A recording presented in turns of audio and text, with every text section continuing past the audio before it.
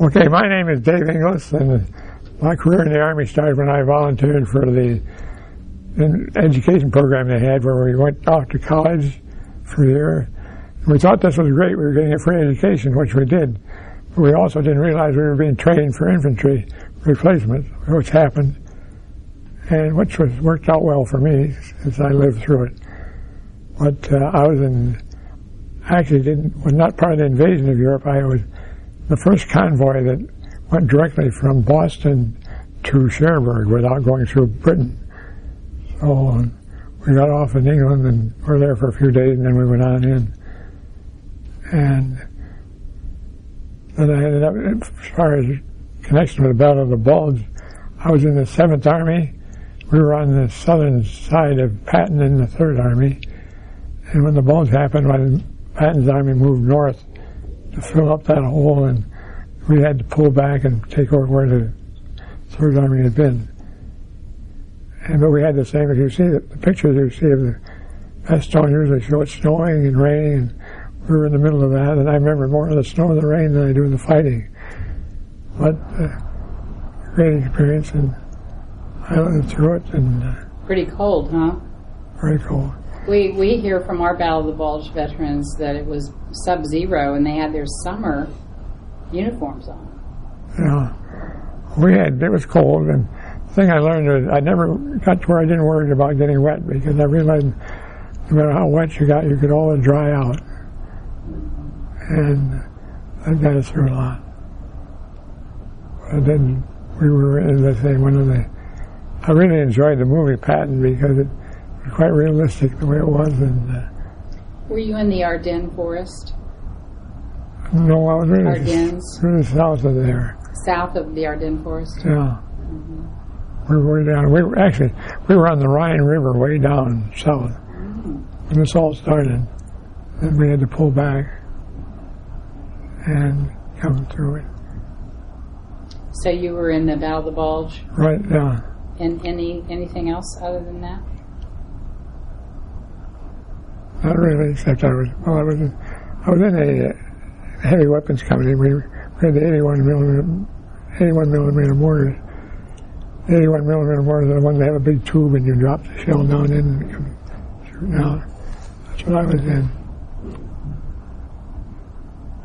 And in the Battle of the Bulge, you didn't have air cover for a while. For a while, it was very bad weather. It was foggy and rainy. Foggy and rainy.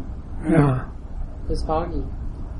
At that point, we were still, because we were down south, about 100 miles south, so we were moving north to move in.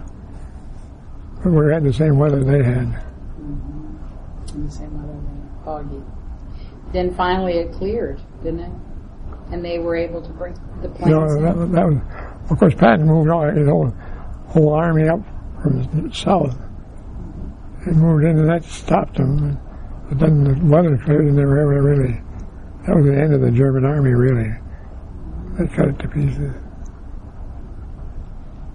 What was your job? What did you do?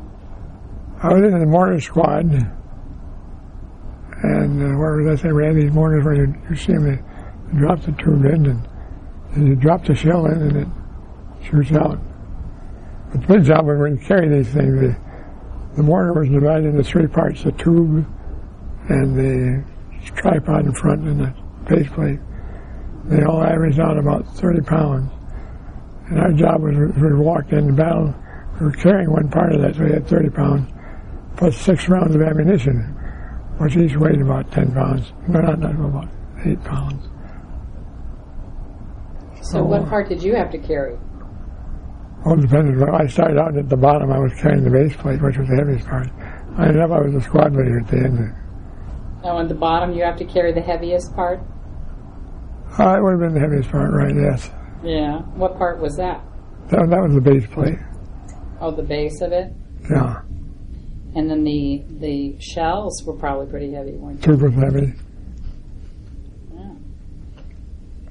So unfortunately, although I was in the infantry, I never had to face my enemy face to face like I was looking at you. There was always a hill between us or something, because we were shooting over the hill with mortars. What? Were you in with the tanks also? The tanks? I rode in a tank sometimes. When we were chasing Patton, we had quite often we were trying to keep up with Patton, and then we were riding in amphibious trucks and tanks and everything. So you get to ride on the top of them? Yeah. Or were you in the tank? No, I was always on top. I never got inside. So it sounds like Patton was moving pretty fast. Oh, it was moving, and the thing is, you asked me questions. I don't remember too much about it because this took part in June, and if you realize in June in Europe, it gets light about 4 o'clock in the morning, and goes all day long, and it gets dark about midnight. So you don't have much time to sleep. And after 10 days of that, you're just so tired, you just listen. You literally do whatever anybody tells you to do, and get over with. But I look at my experiences. Since I lived through it and didn't come out wounded in any serious way, except my hearing is bad, I don't regret it at all. So learn discipline. You see these movies of military training, they're always showing where they're teaching them close order marching and to the right, left, and stuff, and the rear march and all that. The purpose of that, although they don't advertise, is just you automatically react to an order. You don't think about it. And that was a good thing about Army training. Learned if your boss told you to do something, you did it. You didn't stop and ask him, why are we doing this, or should I, or can I do it tomorrow, or something. That was good training. That's why that's probably not what you want. I want to talk about should we have universal conscription, and I think so, because it's good training for young people. I think so too. It was good for me anyway. Good discipline. Good discipline. So consequently, you probably have appreciated things in your lifetime. Oh, I have, yeah. I really appreciated the movie Patton because I could relate to a lot of his language is a little tough at times, but he got the job done. What did the troops think of Patton?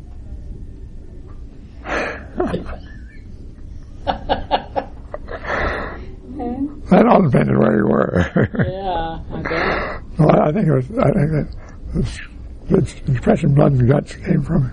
Blood and guts. Came from their blood and his guts. I think they used to say.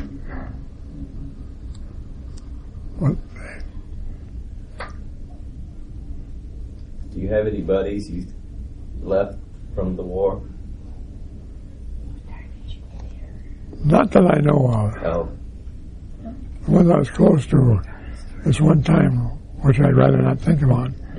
Mm-hmm. There were 7 of us in the squad, and this one shell came on us, and there were just 3 of us left. And your friends. You had to leave some friends behind. Right.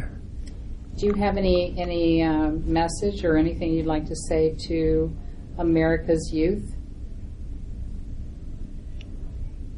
No, I just wish that they would appreciate what we did for them.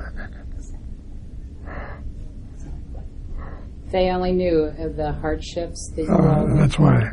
That's another good thing. It would be a good thing to have to go in and put up with that a little bit. But anyway, it was a good experience, and I lived through it, and so I'm happy to have had it. So what countries were you in altogether over there? Well, we landed in Britain. We were just there for mainly overnight. And in Normandy, we spent about a week in Normandy. Then we were in France, and then Alsace-Lorraine. And we were right on all the time. I never was in Patton's army, but I was on the edge of it. Mm-hmm. I guess that's about all I had. Well, thank you, sir, for your service to our country. And many of us do understand that there were great sacrifices that were made. And we're very thankful for the free lives we've lived. That's right. So thank you very much for your service. Okay.